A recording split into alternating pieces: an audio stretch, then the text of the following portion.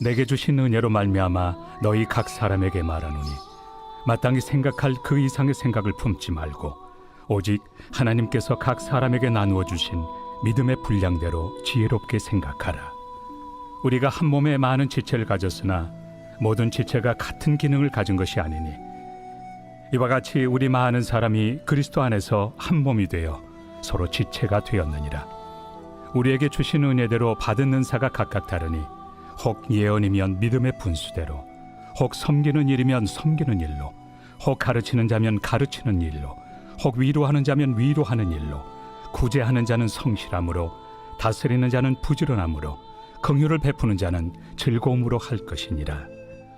예수를 믿고 하나님 나라 백성이 된 형제들에게 바울의 첫 번째 권면은 우리의 전 존재를 하나님이 기뻐하시는 거룩한 산제물로 드리라는 것이었습니다. 이것은 곧 마음을 새롭게 하는 것이며 그리스도의 복음으로 내 생각의 구조를 다시 세우는 것을 의미했습니다. 그리고 그렇게 마음을 새롭게 하는 이유 중에 하나는 이전에는 이 세상의 구성원으로 살았다면 이제는 그리스도의 몸된 교회, 공동체의 일원으로 살아가기 위해서입니다. 이전에는 이 세상에서 어떻게 인정받고 잘 살아볼까가 목적이었다면 이제는 하나님의 선하시고 기뻐하시고 온전하신 뜻을 알고 행하는 것이 새로운 목적이 되었기 때문입니다. 그리고 이 목적 중 하나는 그리스도의 몸인 공동체를 세우는 것으로 연결이 됩니다.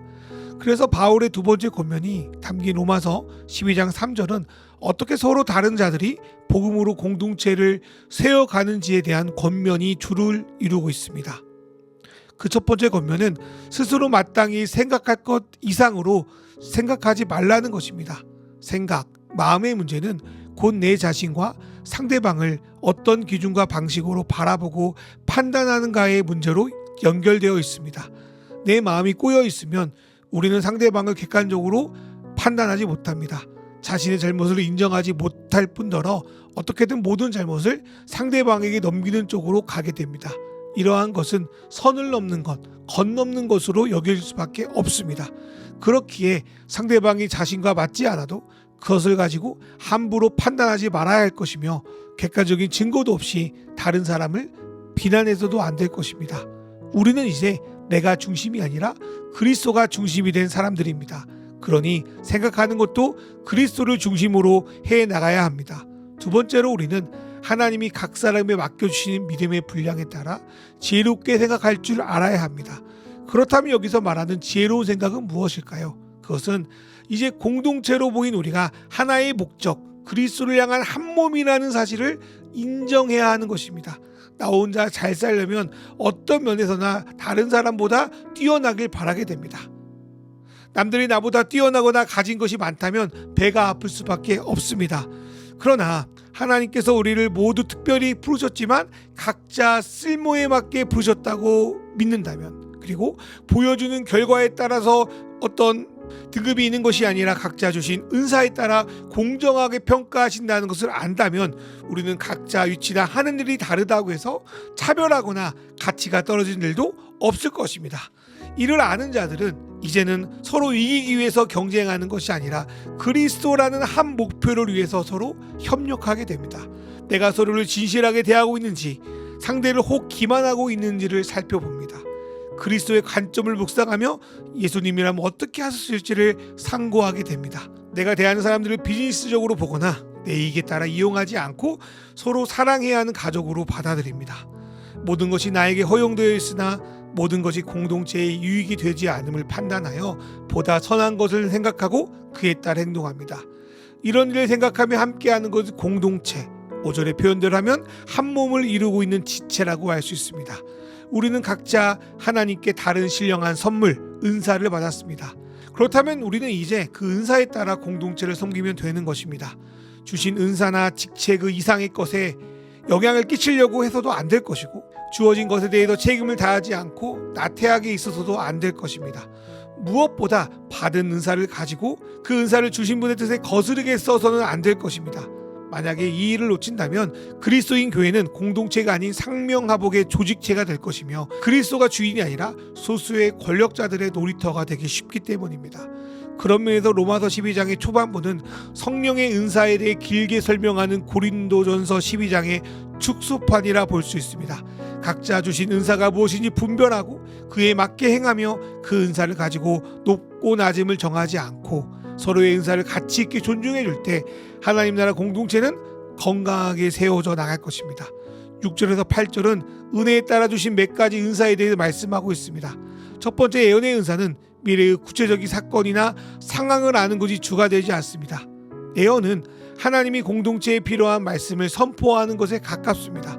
그래서 현재 그리스도인에게 예언은 예배 때 선포되는 설교와 닮아 있습니다.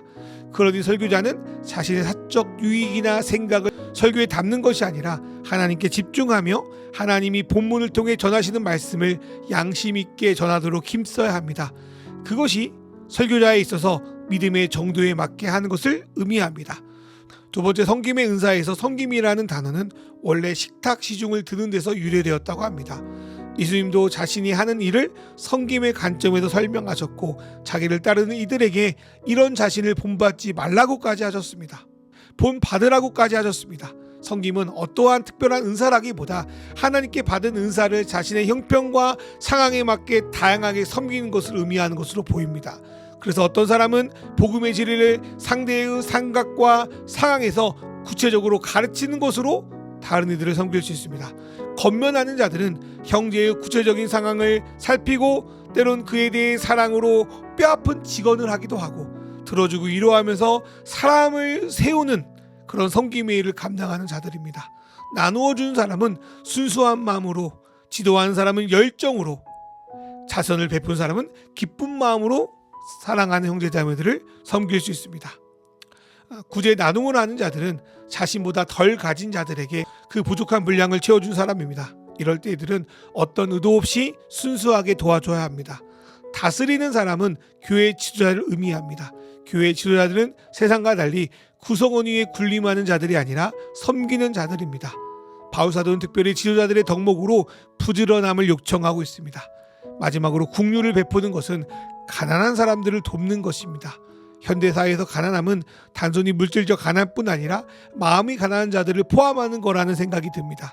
그 일을 할 때 우리는 상대를 향한 불평을 가져서도 안 되고 의무가 아니라 하나님의 사랑을 전할 수 있다는 즐거움으로 하라고 바울사도는 권면합니다.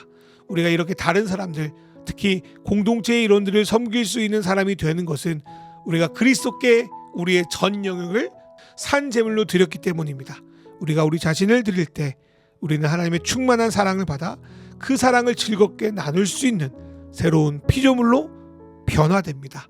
그리고 이러한 변화는 공동체 안에서 각자 받은 은사를 사용함으로 구체적으로 나타나기 시작하는 것입니다.